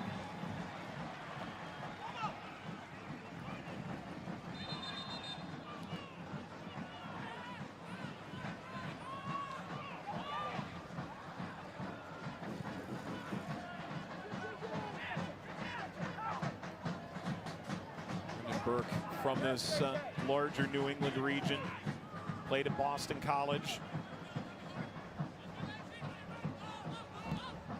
Played in Worcester and Cape Cod. Ireland as well for a brief stint. Ball in for Williams. Williams across. Oh, what a kick save! How did Siaha turn away Dikwa? Ball back over, too high for Williams. What a moment for Anthony Siaha. This shape change is going to be a problem for Hartford Athletic. They get a little bit narrow. They rotate into a single 6. What that does is open up more space on the outside.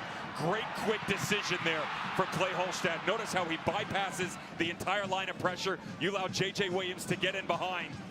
But say whatever you want about the build. This is about Anthony Siaha and his reaction time. Perfect form from the goalkeeper. the entire physical frame on display to keep this knotted up at 0-0. I thought it was golden gloves you won for keeping enough clean sheets. Those are golden boots from Siaha. And the former golden boot winner, Albert Dikwa, denied. A kick save and a beauty. And hopefully that sets the tone from here with 20 minutes to play in Rhode Island. Good mark. Dikwa trying to gain position, got flipped like an omelet. And a little extra with Dispay at the end. All right, back to it again. Just watch the amount of space he covers the entire length of the goal. That trailing leg, all you young goalkeepers at home. Had already been able to eliminate the near post threat, knows that for the goalkeeper, the most difficult space to cover is the backside. That's where the striker wants to go. You use the momentum against him. Great smarts by Siaha in net. Mark Ibarra, free kick for Rhode Island. Rhode Island more and more threatening. Header smashed across. Siaha rises above the pack. Injured player back behind. Referee waving play on Jeremy Shear. As Mabika gets stretched.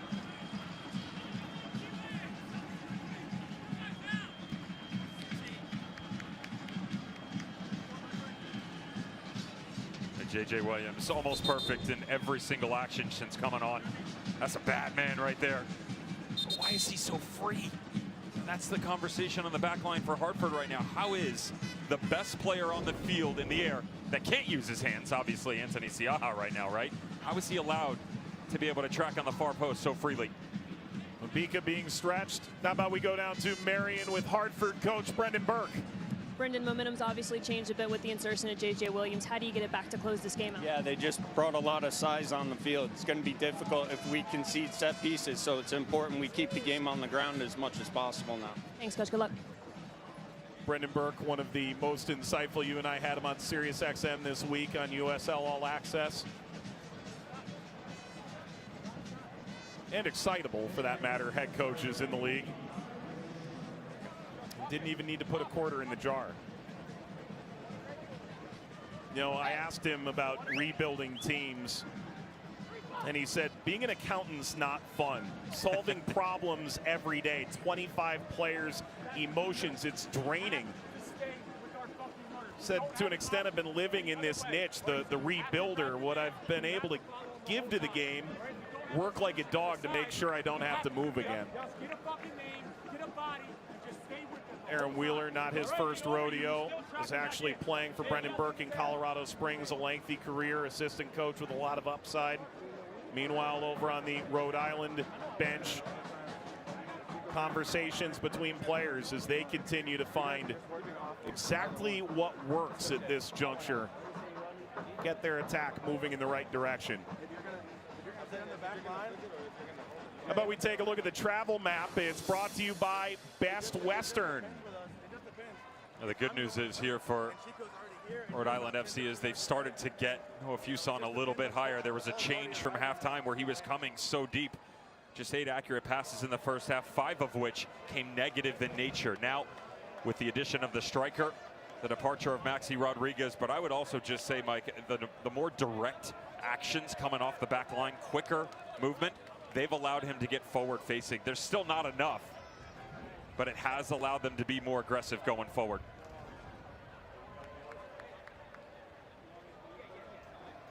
Fuson, trio of shots in this game. He's managed 2 goals this year. He had 19 goal contributions in 37 games a season ago. That earned him an extension over the offseason, multiple years, signed in January. The 2024 USL Championship Golden Playmaker.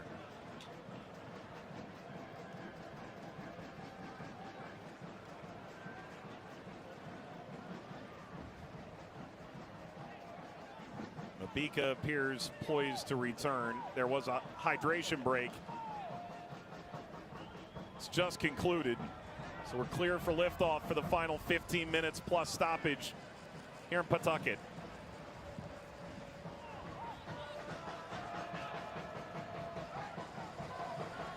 Over Hairston, bounced over to Fuson. Couldn't dig that out. It's Ibarra.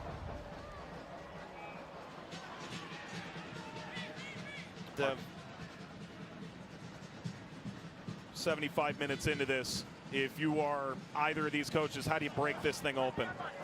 Well, they both made the changes that they want to. Hartford's gambling a little bit, though, centrally. The best version of Rhode Island is them on the ball and their ability to quickly move it. What a Hartford Athletic have done, though, they've put a little bit more pressure on Marlon Hairston in the middle. They've narrowed the line in front of him, so you've got Beverly Macangila, Mishi Engelina, and Jonathan Jimenez. What that ends up doing is allowing more space on the either side of Marlon Hairston, and that space right there, that's where Rhode Island is stepping into and winning the balls. Williams knocked down. It was Farrell coming from behind who laid his forearm in. Two Hartford players colliding with the Rhode Island talisman. Free kick to Rhode Island. There's two ways that you get rid of it. You're more aggressive on the back line, apply pressure, and force them into that space. Don't allow them to turn. Or you have to ask one of those midfield three in front of Hairston to drop back in and help support defensively. That's why you see Joe Farrell and Adrian Deespe chasing J.J. Williams. He has won nearly every single battle since coming onto the field.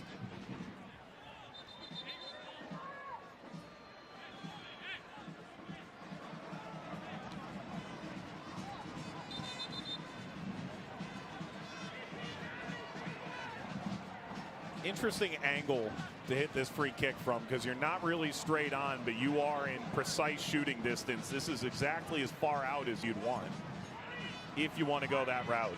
But to me, given the lack of chances, certainly in quality, but also distance, I'm having a direct go at net. Now, you do have the benefit of guys like Bacharach, Mabika, and Frank Nodarce, who can fly in the air. Keep an eye on Quezera with that left foot of his. He can, if you concede too much space here with just 4 men on the wall, Siaha has to be careful with his spacing on that near post. But you would imagine this is going to be direct at goal. J.J. Williams, if you want to hit this, you got to put some pace on it, get it up and down quickly. But there is a window just on the left shoulder of Seb Anderson. That's a great look. It'll be J.J. or Joe Jaya. Is this the moment for Rhode Island? J.J. Williams diving over Siaha. It rattled around for a moment, but he held on.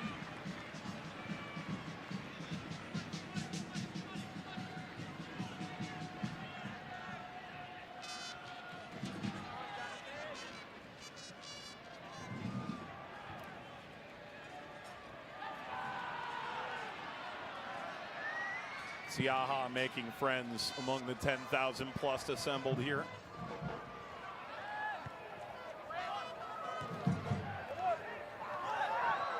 That's Hairston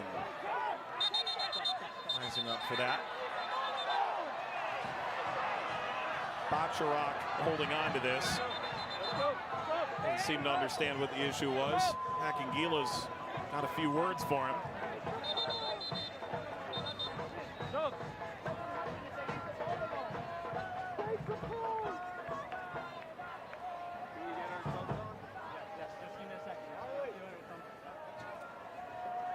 Could we see Kyle Edwards and TJ Prestis now? They may have to wait a moment. Oh, that's really nice.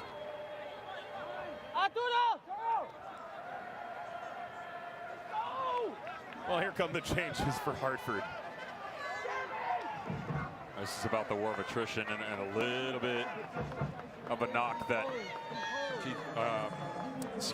the back line Adrian Deespe just picked up. That's why TJ Prestis steps in. Give Brendan Burke credit. He's going for it. Kyle Edwards coming back from injury. The interesting thing about his 5 goals, 4 out of the 5 have come from establishing confidence with him in the starting 11. He only has 1 goal off the bench so far this season. It was a 1-1 draw, but it was back at Louisville City in May. Can you quickly get them up to speed to the game that Rhode Island FC has really started to dominate in the right areas up high? Fuson give and go off of J.J. Williams. Hairston took it to the line.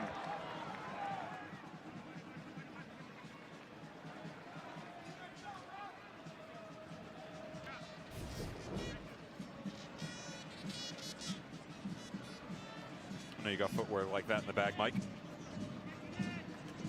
Good defending. Slide over. Oh, the pressure's coming. Brendan Burke's trying to open the game up with the addition of Kyle Edwards. Get him leave the ball. Get him to leave the ball.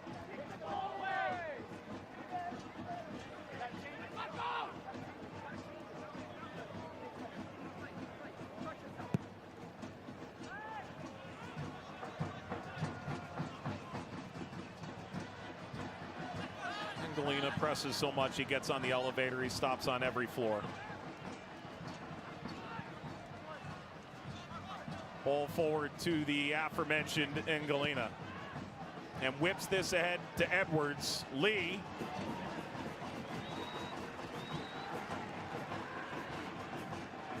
With the Lee, is it obvious?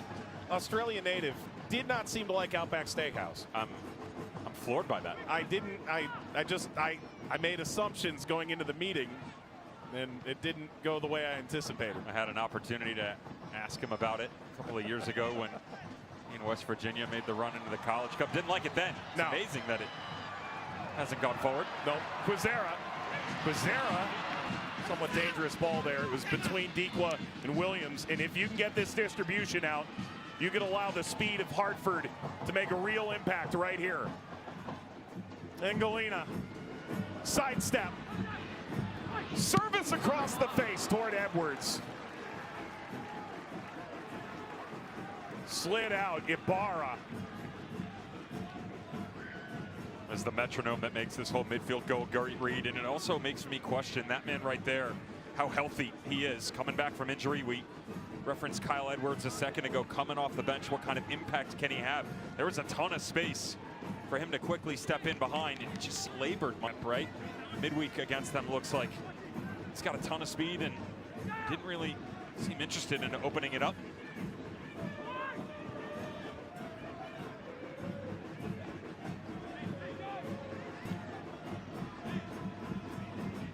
Let's take a look at the upcoming schedule, brought to you by Best Western. The Jägermeister Cup returns on Saturday on ESPN2. Detroit City takes on Westchester in the concluding match day in their group. Then Pittsburgh and Miami on Tuesday. We're back on CBS Sports Network on Wednesday, July 30th. Hartford take on New Mexico, who just got knocked out of the top spot in the West by San Antonio last weekend. I think Miami, arguably the biggest surprise on the upside this year, although it's waned a bit in the last month or so.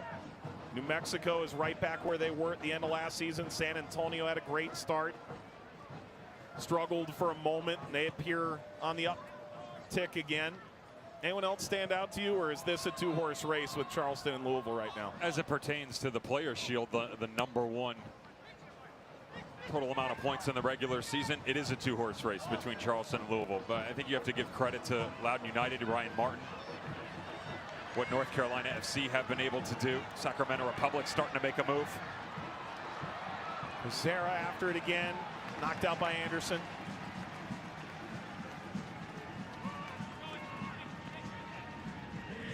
And some coaching changes, who knows? Dom Casciato from Omaha has won everything there was to win there. Makes the move to Tampa Bay this week. Mark Briggs moving to Birmingham Legion. Just because you've struggled in the first half of the season doesn't mean we won't be seeing you in November at the final. Those two sides appear poised to make a push up the East. Corner here for Rhode Island, very much hoping to do the same right here.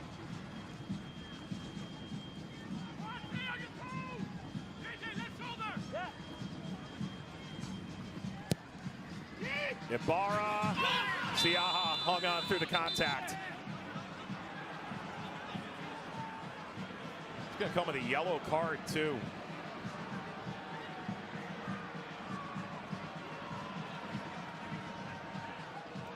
Bacharach, sweet, sweet music for the most part. This time, no physicality. Yeah, listen, here's my issue with it is, if you're going to issue a yellow there, why didn't you do it in the previous times that Jackson Lee got put to the ground in the first half? That was the argument in the technical area a second ago. I don't mind if you're going to call that, but you got to be consistent. And unfortunately for some of these players, it's been a little bit up and down in decision making. But he's still down. Siaha. This is concerning for Hartford Athletic and their #1 in goal. Kept them in the game today, has kept them relevant in the season all year long. It's a big body of Hugo Bacharach, and the arm that just comes into the midsection. Would imagine, based upon the way that he fell, that's where it is, but you don't want to speculate. And he's tough as nails. Interesting personality as well, right? I loved our time with him yesterday. Absolutely. Who knew that he was a fashionista? Yeah. Got his own clothing line. Yeah. Good for him. Saw Justin DiCarlo there. He's seeking his professional debut, could come in. Actually a Connecticut native. Signed as an amateur in 2024. That's a little too much fashion, Anthony.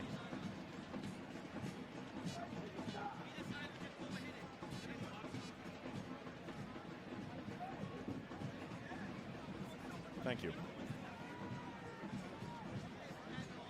Siaha, born in Cameroon, raised in Arizona, 3 different colleges into San Diego, then Monterey Bay, and now here in Hartford. Take a look at the physicality in this game. Be disruptive. That's what Hartford Athletic coach Brendan Burke would say that they were the benefactor of those challenges early on.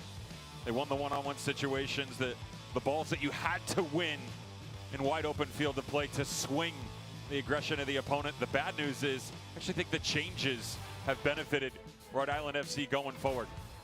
They've started to reestablish some dominance centrally. The possessions have started to come higher. The problem within all of this is neither one of these teams have really been able to create high quality opportunities, the best of which have been Rhode Island.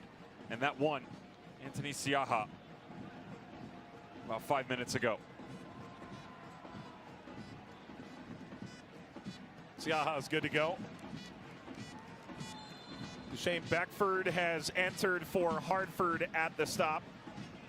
13th appearance for the Jamaican international.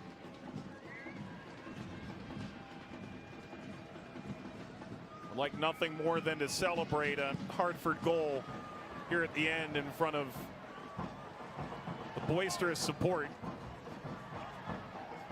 on that end.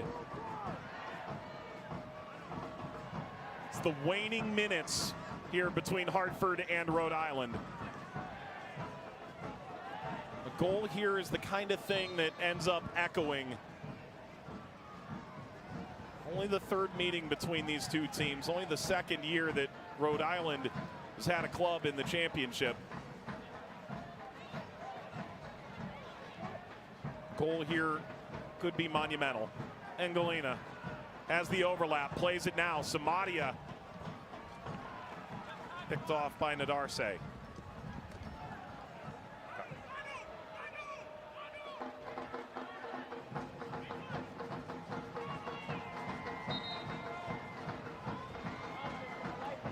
We did have a hydration break here in the 2nd half. We could be going for a while longer.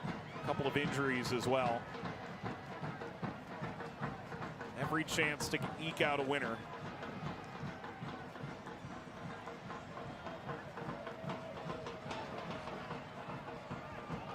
To Fuson.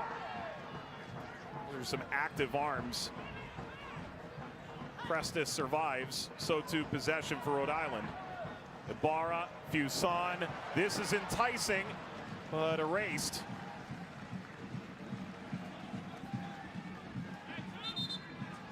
Samadia doesn't have an off switch.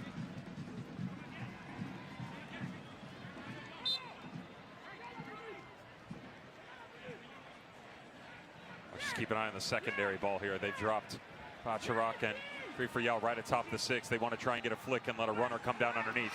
There it is, looking for Karifa Yao. Hartford won the first ball. 18 of the 26 fouls in this game have come from Hartford. They've certainly made their physicality known. Rolled back over to Nadarse now.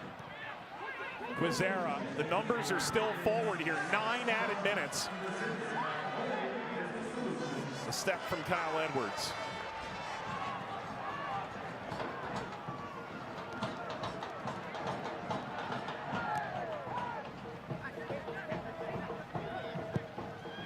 Nadarse, clever. Move that on from Bacharach.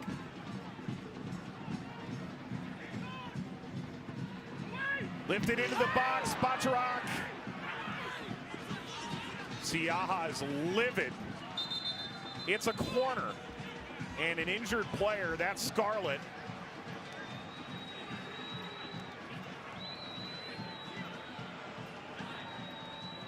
Siaha is saying that that foot from Bacharach coming through caught Scarlett in the face. I would agree with that, but from our angle, it looks like it comes from behind, and it's really low. This is one of those Mike, where I have a difficult time pushing to either side. I know Hartford Athletic fans aren't going to like that, but as a defender, you leave your feet, you expose yourself. Joe Bacharach is not going to step out of that ball that's 2 feet off the ground. He has every right to make a play for it, just as the defender does. And again, Jordan Scarlett comes from behind him in order to get to that position. It's one where incidental contact does end up being a part of the game.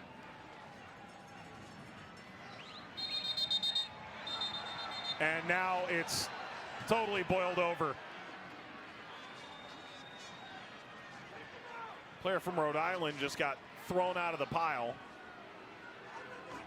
There is no VAR in the championship, which is to say whatever the referee, the ARs, and the fourth official see in real time is all they can go off of.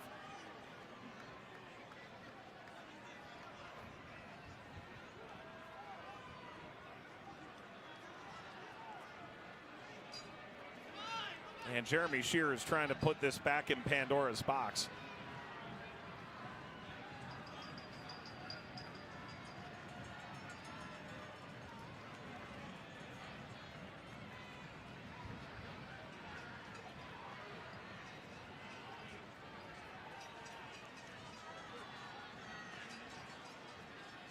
I gotta tell you, I wasn't so sure about the J.J. Williams mustache. I like it.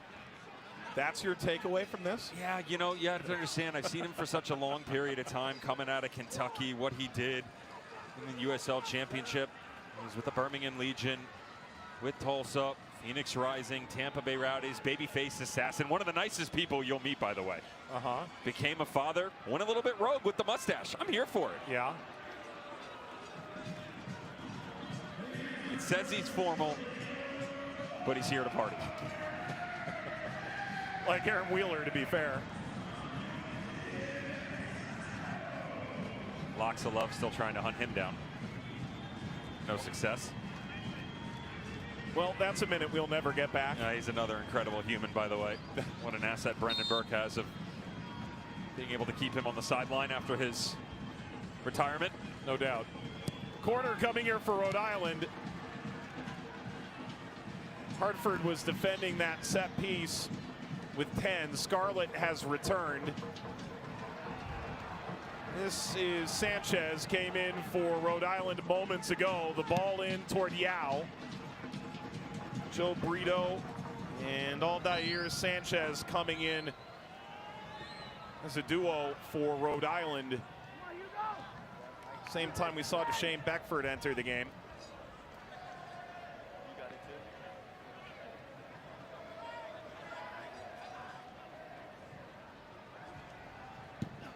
Scarlett, wait a minute. Oh, that could get in the river. The crowd's willing it that direction.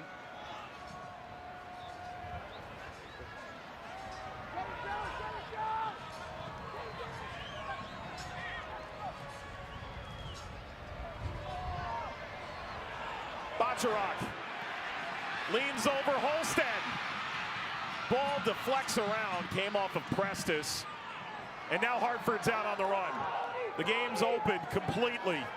Edwards spots the run in behind. And Quizera with the help of Karifa Yao. The denial. Crowd willing this forward. The clocks here stop at 90 minutes. They don't know exactly how much time remains. A good chance we're going to go as high as 11, 12 minutes, inclusive of the stoppages in stoppage time. Ball probably should have been played down in the corner, but credit to J.J. Williams. He wanted a foul, but he comes up over the defender. He comes back to it. They both drift into each other's path. Unreal how he's able to manipulate his body, but never truly threatening for Anthony Siaha in net. Calmly collected.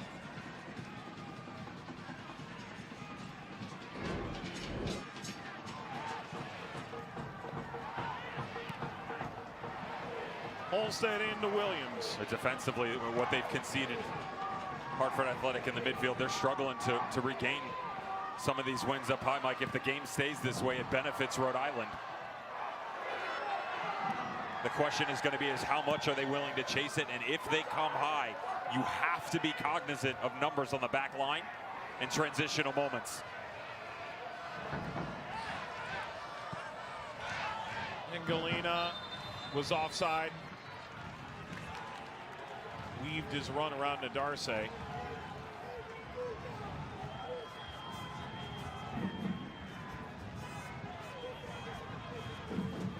The newest rivalry in the championship. Year 2. The fans nicknamed it El Clamico.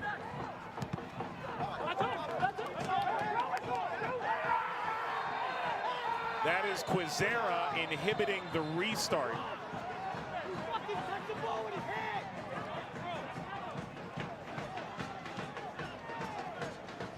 He's going to get a yellow for that. I gotta be honest, Mike, I don't mind it. I think it's a smart move by Quizera. Now he's arguing it should have been their ball the other way. But denial of a restart, key point of emphasis by pro referees, of course, Pro 2 here today. If he lets that ball go down into the corner, Hartford's in free. So that's why I give him credit for getting in the way here.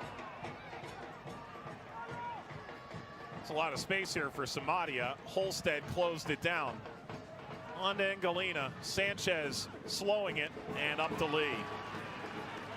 How quick can Lee launch this? Because it's 3v3 in the back. Jordan Scarlett intervenes. Could be 3-4 minutes still. Are we in for a wicked good finish here in Rhode Island? Oh, Bacharach deep in his bag. Clean tackle. The turn, Zhang whipped down by Yao.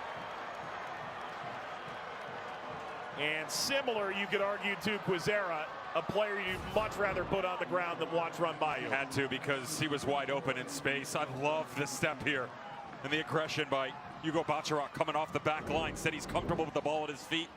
Needed to release it about a half a second sooner. You are getting glimpses, though, Mike, understanding as small as they may be at the end of a match. J.J. Williams, recent acquisition of Hugo Bacharach, and his impact in the game. Now, they got him a while ago, but he was injured and didn't have the ability to be selected. They've done well with their substitutions in the second half, goals or not. Former League Two Defensive Player of the Year at Flint City. NEC Defender of the Year at Fairleigh Dickinson. Finished his college career the powerhouse in Bloomington, Indiana. Siaha taking his time. With the stoppages, we could inch toward 20 minutes. Make it 12 minutes. At this rate, I wouldn't put either past it.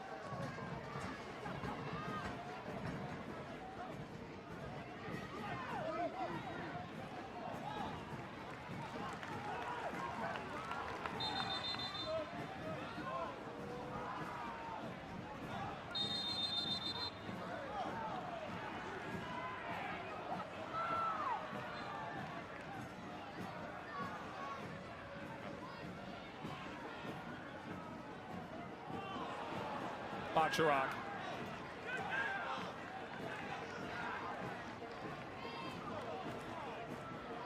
talked about him being new. Hasn't spent a lot of time on this surface either. Get the English on it just right.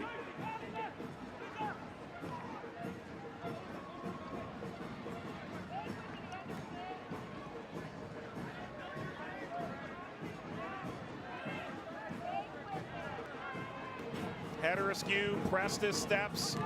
Anderson, that's blocked. Picked up by Hairston. Wazera, Hairston once more. If you're going to give Quizera one, now you're going to give Hairston one. Throwing the ball away.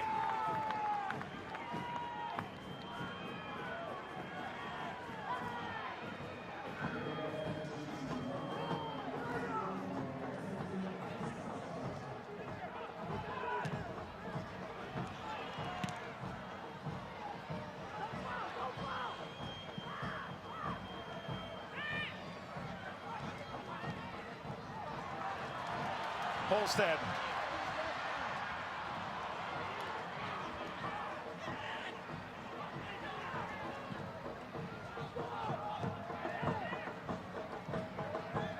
It's become remarkably hectic. How much time exactly remains? Only Jeremy Shear knows now. And that's it. It is full time. 19 shots, 28 fouls. Ultimately, it finishes on the scoreline 0-0. Battered and bruised. Siaha is shushing the crowd, galloping around the field. And these sides will make acquaintances again next Saturday to decide who goes through in the Jägermeister Cup. You can bet this is going to be all over the bulletin board.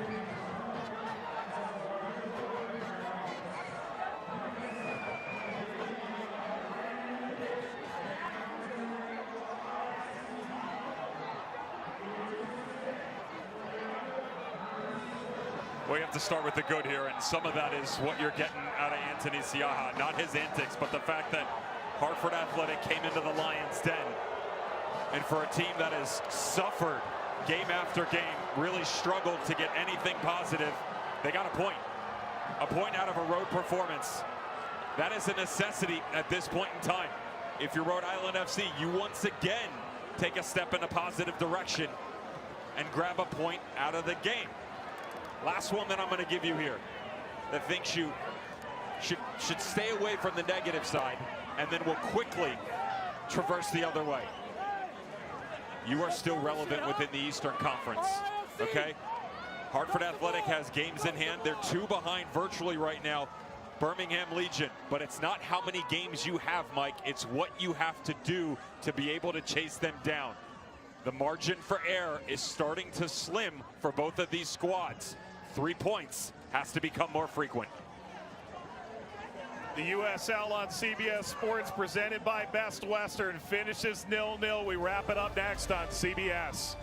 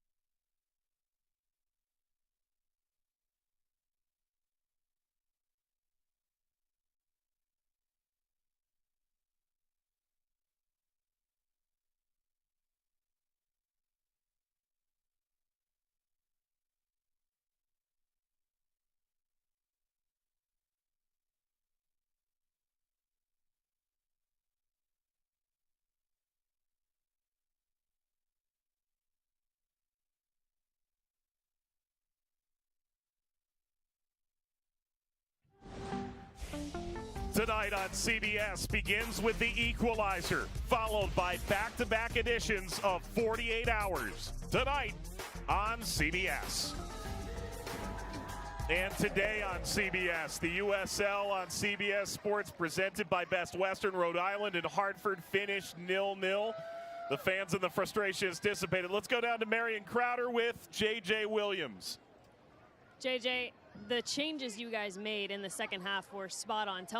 Walk me through what worked for you guys in the second. I think it's just that little bit of a spark that we were missing the last couple of weeks. I think coming back, I've tried to bring as much energy as I could for the guys just to hopefully push and get a result. But at the end of the day, I think the second half was definitely a push in the right direction. Pushing to get a result, push in the right direction. We were hearing chance creation a lot from you guys. What do you think is that next thing that we'll see the end product finally come your way?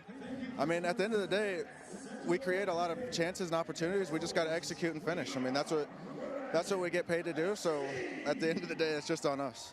There were a lot of positives. We talked about the second half, but I also saw you talking to a lot of community members. I know that you've got 2 little boys, your family's here in attendance. What's it been like to see this place come to life week in, week out? It's amazing. I mean, across the league, there's truly no place like it. I mean, everybody, grocery stores, just around town, at the park with my boys, it's just everybody knows the team, everybody supports it, and all across the state, there's just so much love for it. So it means a lot, not just for us on the team, but in the community. It means everything. JJ, thanks for your time. Good luck the rest of the way. Thank you so much. Wicked good atmosphere. J.J. Williams speaking to what this organic, as Kano put it, atmosphere has meant to Rhode Island FC in its second season, its inaugural campaign here in Pawtucket. It is a bit muted now. They finished 0-0. The fireworks surely will continue with the Jägermeister Cup next weekend when these sides match up again. The winner would win the group. If it were a draw, it'd be Rhode Island going through. And you can be sure everyone is aware of how this one ended here this afternoon. Let's go down to Marion with Joe Farrell from Hartford. Joe, there were some off-field antics. Obviously, we saw Anthony Siaha making sure that everybody knew that you guys were proud to come into such a disruptive environment and get a draw. Talk to me about your team's performance today. Yeah, it was a gutsy performance. Coming on the road in a ruckus environment, I think we performed well. We fought, and we came out with a shutout. And it was a 0-0 draw. We got a point out of the day. And we were really just putting some pride on our Hartford athletic name. I know there was some social media posts that went out from them, and that's just what our reaction was. It was to fight each and every minute, and we did that, and we got a shutout. We got a point on the day. You talked to all of us about hard lessons that you and your teammates have learned. What did you learn about your team in this performance today? I learned that we're gutsy. We're all gutsy. I knew this, though. The last few weeks, we've been fighting hard each and every day. It feels like sometimes the odds are stacked against us in Hartford, and I feel like today we proved that no matter what's in our way, we can always fight and we can always play together. So we did that, and as I said, we got out with a point. As the season continues to go on, the margins get smaller and smaller for that playoff line. What is it about this performance that you can take to kick it into the next gear for you guys? Absolutely. Well, over my 10 years in the league, the competition has grown each and every year. So it's gotten tougher and tougher to get over that playoff line. I was fortunate enough to be on some really good teams that were towards the top, and I've won 2 shields. So I try to just use some of my experience to make sure these guys are ready to fight each and every day for as many points as we can, because you never know how many you're going to need at the end of the year. Thank you so much for your time. Good luck the rest of the way. Yeah, thank you very much. Thank you, Marion. Joe, let's take a look at the full-time highlights here. Well, a big highlight or two. Well, Hartford Athletic came in. They were aggressive. They were playing the game up high. It was in the open field, which is exactly what they wanted. But unfortunately, they couldn't get anything out of it. And the changes were actually quite attack-minded from Brendan Burke. But when it ended up happening, it backfired a little bit. The aggression created more space for Rhode Island FC to step into. But also, you have to take your win here if you're Brendan Burke. And the reason I say that is because of that man and this back line. They bent, but they did not break all the way till the end. 90+7. The ball that's whipped in here, J.J. Williams, and the impact that he can have on this team. I'd argue he was the best player on the pitch, and he wasn't even on the field for half the game. That's how good he is when at full speed and back to health. Hartford Athletic 2-1-1 in their last 4. They've had more shutouts in their last 3 games than they did in their first 13 goal scoring or not, this is a team that is moving up defensively, and it's very apparent what Rhode Island FC need. They have done excellent, tied for 8th best in the league on the defensive front. There's no doubt about it. The problem is they're bottom 2 in terms of total goals in the league. So that'll do it for us this afternoon here in Pawtucket. Amazing atmosphere and two sides that really gritted it out. Both will accept a point for their effort. They match up again in the Jägermeister Cup on Saturday. For Devin Kerr, Marion Crowder, Mike Watts saying so long from Rhode Island. Our final score in El Clamago is 0-0. Been watching the USL on CBS Sports.